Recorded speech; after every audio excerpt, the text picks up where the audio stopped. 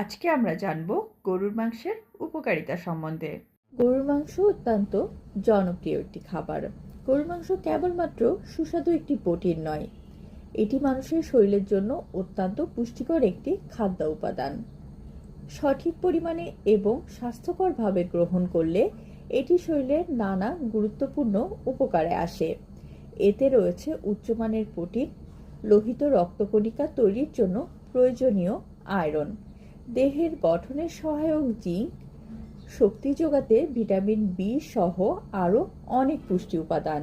মাংসতে 9টি অপরিহার্য amino acid রয়েছে, যা দেহের গঠনের জন্য প্রয়োজন। এটি দেহের পেশি গঠন করে, ক্ষত সারাতে সাহায্য করে এবং কোষ গঠনেও অবদান রাখে। গরুর মাংসতে রয়েছে হেমো আয়রন, যা সহজে রক্তে শোষিত হয়।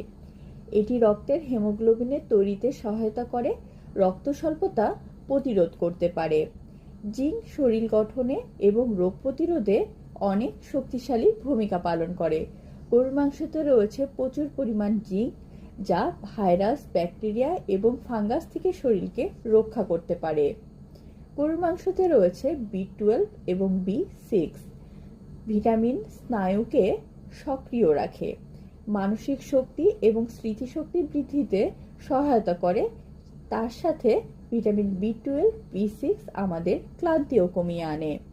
গরুর মাংসতে থাকা ক্যালোরি, ফ্যাট, প্রোটিন শরীরকে দীর্ঘ সময় ধরে শক্তি যোগাতে সাহায্য করে। এটি শরীরকে চটপটে রাখে এবং দুর্বলতা দূর করতে পারে। বয়স বাড়ার সাথে সাথে আমাদের পেশি ভেঙে যাওয়ার ঝুঁকি থাকে। গরুর মাংসে থাকা প্রোটিন এই ক্ষয় রোধে সাহায্য করে এবং নতুন কোষ গঠনেও সহায়ক হয়ে ওঠে। গরুর মাংসে থাকা সেলেনিয়াম ও গ্লুটাথায়ন শরীরের কোষকে ফ্রি রেডিক্যালস থেকে রক্ষা করে এবং ক্যান্সারের ঝুঁকি কমাতেও সহায়তা করে।